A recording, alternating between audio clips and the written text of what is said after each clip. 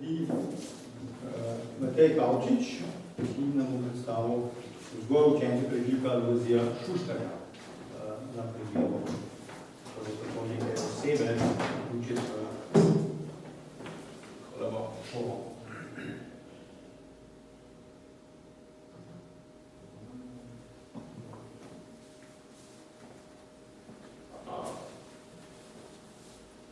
Tako, to se pravi, jaz vam bom predstavil, niti ne sem toliko sam lik Alojzija Šuštarja, ker se mi zdi, da je vse delno poznan, pač pa predvsem to, kako se na naši šoli nekako skušamo učence deloma s tem likom poistovetiti, kaj nam ta lik pomaga pri spoznavanju slovenske preteklosti, in bi začel kar z njegovimi besedami.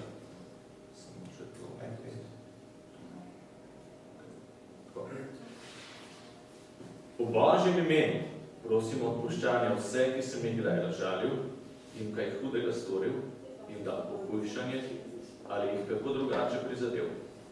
Sam nimam nikomur ničesar odpuščati, ker ne vem, da bi mi kdo storil kaj hudega in do nikoga ne čutim nobene zagrenjenosti. Prebral sem vam besede iz duhovne oporoke Alojzija Šuštarja, ki so tudi zapisane na razstavi, ki imamo v šoli o njem. Zdaj, ko so v Zavodu svetega Stanislava v letu 2007 se pogovarjali o tem, po kom naj imenujejo šolo, ki so jo kateri postavil, je bilo več možnosti. V tistem pa je 29. junija 2007 umrl nadškof Šuštar in zelo hitro je bila sprejeta odločitev, da se šolo imenuje po njem. In zdaj, če pogledamo, kako šola nagovarja učence ali pa morajo biti na obiskovalce. Kot prvo je že sama stavba, ko nekdo pride do stavbe, da tukaj pozdrav nek velik napis na pročelju na vhodu, osnovna šola Alojzija Šuštarja. Ko obiskovalec stopi v stavbo in na desni strani v avli slika, slikarja Zmaga Modica in tukaj na desni strani potem vidimo v okvirju kratek opis življenjepisa Alojzija Šuštarja in tudi razlaga, zakaj se šola imenuje po njem. Če gremo iz te avle skozi vrata v prostor, ki je tudi tukaj zraven, imamo v tem prostoru razstavo o Alojziju Šuštarju, odprto leta 2017. Avtorji razstave so življenje Alojzija Šuštarja poskušali prikazati prek oblike 7 stebrov. Tukaj vidite na sliki 7 stebrov, nekako ponazarja delo Alojzija Šuštarja, ampak če pa pogledamo arhitekturo stavbe, pa vidimo, da tudi zunaj so stebri, ki držijo stavbo v pokonci, ki jo podpirajo. In zdaj mi skušamo učencem, pa tudi obiskovalcem, predložiti, da tako kot ti stebri podpirajo stavbo, tako tudi ravnanja dela, bomo rekli na način stebri Alojzija Šuštarja, držijo našo šolo po konci na eni drugi ravni, bi lahko rekli na duhovni, kot zgled in tako naprej. Če na kratko pokažem par stvari iz te razstave. Poleg vsakega stebra je pač en opis, kakšen je Alojzij Šuštar bil. En primer. Pod naslovom Vzoren učenec je med drugim zapisan tudi spomin nekdanje sošolke, kasneje operne pevke Vilme Bukovic. Med drugim je zapisala: spominjam se, da je v šoli napisal preloško šolsko nalogo. Ko bom velik, bom škof. In je zanimivo učence, tudi mlajše mogoče, če kdaj grejo to pogledati, spomniti, da ne res, tudi ko pišejo svoje šolske naloge ali pa neka spise o tem, kaj bojo postali, da mogoče se bo kaj od tega dejansko tudi uresničilo. Na razstavi so tudi njegovi predmeti, tukaj vidimo škofovsko obročilo, palico, kapo, potem škofovski grb, z žitnim klasjem in zrni, ki padajo v zemljo. Podoba žitnega klasa ima veliko simbolov vse in tudi ponazarja mogoče samega Alojzija Šuštarja, ker stvari, ki si jih je lotil, je bil pri njih vztrajen, je bil pri njih je znal počakati, tako kot žitno zrno počaka, preživi zimo in potem spomladi zraste. In je bil v svojem ravnanju prav zato, ker je upal dobro, strpen, spoštljiv, potrpežljiv. In to so recimo simboli, prek katerih se lahko učencem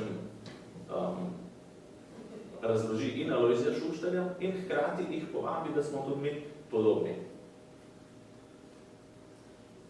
Potem tukaj vidimo nekaj njegovih knjig, ene je sam napisal, nekatere so knjige o njemu, v vitrini tudi predmeti, ki so bili na njegovi mizi, rokovnik, šala, datum, njegov večni koledar, ki se je ustavil 29. junija in tukaj na sredini njegova ura. Škof je bil zelo znak po točnosti, po natančnosti in spet tukaj je ena taka možnost, da se učence nekako malo spomni, kako je to tudi v življenju lahko pomembno. Če bi sledili slikam, bi videli, da je tudi, ko učenci grejo v knjižnico, je tam na sliki Alojzij Šuštar za svojo delovno mizo, že v svoji starosti, in na drugi strani sobe v knjižnici slika njegove matere. Zdaj sliko njegove matere lahko učenci opazijo tudi na razstavi in na en tak nebeseden način izvejo iz tega to, da je bil Šuštar nekdo, ki je spoštoval svoje starše, ki jih je visoko cenil. Od tukaj, od spoštovanja staršev do spoštovanja prednikov, domovine, pot ni zelo dolga. Ne? In tako lahko tudi Šuštarja potem spoznamo kasneje kot nekoga, ki je zelo ljubil svojo domovino, ki je za njo bil pripravljen marsikaj narediti in se je tudi trudil zelo za njeno osamosvojitev. Toliko o tej taki, na prvi vidik, grafični podobi. Imamo potem na šoli tudi nekaj publikacij, ki smo jih tudi poimenovali po njemu. To je šolsko glasilo vsako leto, kamor učenci izdajo svoje izdelke in tako naprej, objavijo. Imenuje se po Šuštarju Šuštarske pisarije in še eno glasilo imamo, to je pa kot neka beležka, ki služi za razna sporočila, notraj šolski koledar in tako naprej. In tudi ta beležka se imenuje nekak Šuštarček, to učenci vsak dan nosijo seboj. Pa tudi tako, mogoče smo se kar navadili, da kdaj učence ljubkovalno pokličemo Šuštarčke. To bi bilo čist iz tega najbolj splošnega. Zdaj pa kako učenci spoznavajo Alojzija Šuštarja tekom šolanja. V prvi triadi je snov, ko učenci že v prvem razredu se učijo, katero šolo obiskujejo, po kom se imenuje in ko hkrati to opisujejo, se je kdaj zgodilo, da so šli tudi v Ljubljano ali v Lutkovne gledališče ali karkoli, če so bili v bližini centra, so kdaj izrabili priložnost, pa šli v stolnico, kjer je bil Alojzij Šuštar pokopan in tam na kratko kaj več zvedeli tudi o tem. Potem imamo v 5. razredu, na naši šoli smo katoliška osnovna šola, imamo malo drugačen predmetnik, en predmet se imenuje tudi spoznavanje vere in takrat je nekako umeščeno malo bolj globoko spoznavanje Alojzija Šuštarja, da se ga spozna, kje se je rodil, se ga vidi tukaj kot otroka, recimo iz fotografije, poskušajo poiskati, mogoče kdo bi bil Kekec, ker je bil on v glavni vlogi, se mogoče lahko tudi poistovetijo v določeni meri z njim, ker tudi oni igrajo. In potem kasneje nekako spoznajo njegovo okvirno pot, da je prišel v zavod študirati v šolo, kjer dejansko tudi zdaj oni učenci sami hodijo, spoznajo kratko njegovo duhovniško pot, potem iz Ljubljane do Rima in do Švice. In ko se škof Šuštar iz Švice vrne v Slovenijo, je učencem zanimivo vprašanje postaviti, zakaj bi on to naredil. Ker je imel tam boljše pogoje za življenje, bolj urejene stvari, bogatejši bi lahko bil postati. Pa je tudi spet to en tak vzgojni vidik, ali je samo denar tisto, kar nekoga vodi pri njegovih odločitvah. Zanimivo vprašanje je tudi že v 5. razredu, recimo, to se da zelo dobro hitro razumeno, ne? Ker je vprašanje bilo pred osamosvojitvijo Slovenije, oziroma že 86. leta tam nekje, a se Božič sme praznovati, ali se ne praznuje. In to je bilo eno izmed vprašanj, ki ga je tudi Alojzij Šuštar hotel reševati, ko je hotel tudi na radiju voščiti državljanom. Pa se lahko že v 5. razredu učenci nekako hitro razumejo to razliko med svetom Švice, kjer je škof Šuštar prej bil, kjer so ga celo vabili, da je sodeloval pri izdelavi zakonov, in na drugi strani en svet Jugoslavije, kjer se ga je pa dejansko bolj odrivalo, oziroma kjer se sprva tudi ni dopuščalo, da bi njegova beseda prišla v javnost. Pa se nekako malo pokažeš, mogoče že v 5. razredu so zmožni videti razliko med eno uveljavljeno demokracijo pa nekim totalitarnim režimom. Seveda najbolj za njih je zanimiv tisti del, ko je v Sloveniji izbruhnila vojna, ko je bilo samosvojitev, in tukaj na podlagi parih slik lahko ugotovijo, kakšne povezave škof imel po svetu in kako je s temi svojimi povezavami nekako prispeval k temu, da bi se prvič nehala tukaj sovražnost in da bi se kasneje Slovenija čim bolj priznala. Zdaj, če bi šli malo bolj široko pogledati, naša šola, osnovna šola Alojzija Šuštarja je en del Zavoda Svetega Stanislava, ustanove, kjer je več škofijska klasična gimnazija, Jegličev, dijaški dom in tako naprej. In v celotnem Zavodu Svetega Stanislava se 13. novembra praznuje, ker je ta dan god Svetega Stanislava. Je zanimivo naključje, da je rojstni dan Alojzija Šuštarja en dan zatem, 14. novembra 1920 se je rodil, in tako tudi to praznovanje, da poskušamo ta dan nekako uporabiti za to, da se učenci zavejo, kje so, v katerih prostorih, da skratko spoznajo zgodovino tega zavoda in tudi tisti, ki so k temu prispeli. Tako da po tisti razstavi, ki sem vam jo prej omenil, jih ta dan šestošolce za kakšno uro popelje gospa ravnateljica. Ena kratka razstava o samem zavodu je tudi v tej stavbi.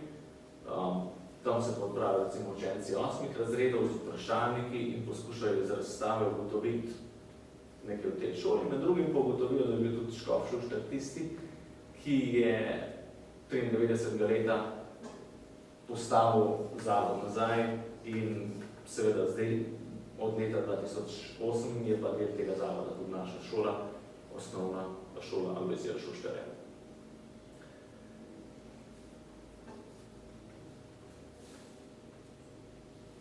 Kako v sklopu pouka lahko uporabimo njegovo delovanje? Zlasti pri zgodovini, ko se obravnava osamosvajanje, je na spletu, na spletnem portalu Radio Televizije Slovenije, kar nekaj videoposnetkov, kjer škof poziva ljudi k temu, da se odpravijo na glasovanje, kjer govori, da bi radi samo živeli v samostojni državi in brez vojne in tako naprej. Je zanimivo z učenci par teh posnetkov pogledati. Zgovorne so tudi kakšne fotografije, ob katerih se tudi da mnogo stvari povprašati, razmišljati.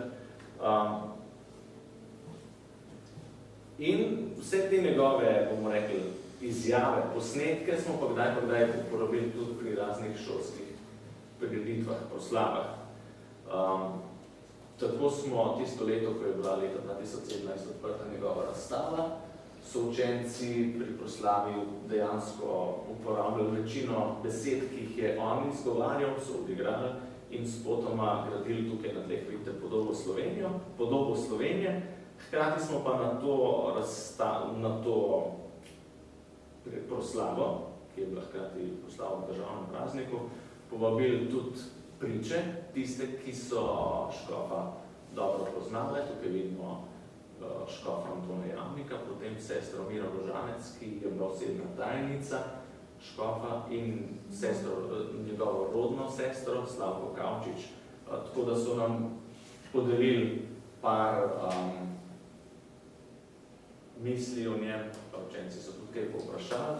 Zdaj, ker je bila to taka velika množica, ni bilo veliko te interakcije, več interakcije, je bilo pa kdaj prej, ko smo tudi podobne stvari, mogoče že obravnavali tudi koga povabili. Tako smo za 9. razred eno leto organizirali, oziroma vsako leto organiziramo nek družboslovni teden, kjer nas je enkrat kot gost najbolj presenetil gospod Krkovič, in sicer nam je tudi nekoliko razlagal o stikih, ki jih je imel s škofom, med drugim pa nam je tudi podaril eno sliko iz časa osamosvajanja, kjer sta bila nekako skupaj slikana. Tam v letu 2011 smo tudi imeli enkrat eno skupno srečanje učencev cele šole s sestro Miro Rožanec, kjer so res postavljali razno vprašanje o škofu in tako naprej. Tako da je bilo teh virov, bi lahko rekli, jih res veliko obstaja, od pričevalcev, tistih, ki so z njem živeli, ki so skupaj z njim delali, do pisnih virov, do fotografij, do posnetkov. Za konec bi jaz postavil samo v razmislek sam sebi, da je mogoče res Alojzij Šuštar ne samo nekdo, ki je pač pomembno zaznamoval obdobje 20. stoletja, da ni samo nekdo, če bi preučeval njegovo življenje, lahko tudi na podlagi tega učenci zelo dobro spoznajo, kakšno je bilo 20. stoletje, sploh čas osamosvojitve, ali pa malo čas pred tem in potem. Hkrati se mi zdi, da je to oseba, ali pa lik, ki lahko tudi resnično vzgaja. Da se skozi preučevanje njega lahko učencem privzgoji čut ljubezni do domovine, do države. Škof je bil zelo spoštljiv, je spoštoval najšibkejše, svoje nasprotnike, kogarkoli. Zanimivo bi bilo ga tudi obravnavati ali pa primerjati kot nekega begunca, ker je 28 let približno preživel v Švici in kasneje pridobil državljanstvo, pa se je vrnil. Zanimivo ga je tudi pogledati kot nekoga, ki je iskal zmeraj dialog, povezovanje in ni izključeval. Glede vztrajnosti sem že omenil, spravo. Bil je hkrati uspešen, a nikoli vzvišen, skromen, priljuden.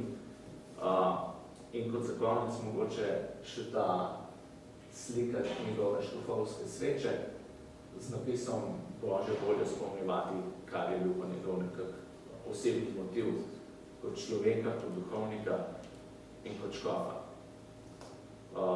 Danes sem videl tukaj par dobrih primerov, kako so recimo na osnovni šoli Davorina Jenka svojim človeka, ki imenujejo šolo po njem, uporabili v eni taki zadevi, in se mislim, da je veliko možnosti še res, kjer se jih lahko uporabi na naši šoli. In vsekakor se bom v tej smeri tudi trudil, se mi pa zdi, da je to tak lik, če bo kaj nastalo, da lahko podelim tudi drugim, ker je to ena oseba, ki zaznamuje ne samo našo šolo, ampak tudi cel slovenski prostor. Toliko bi bilo z moje strani. Hvala lepa.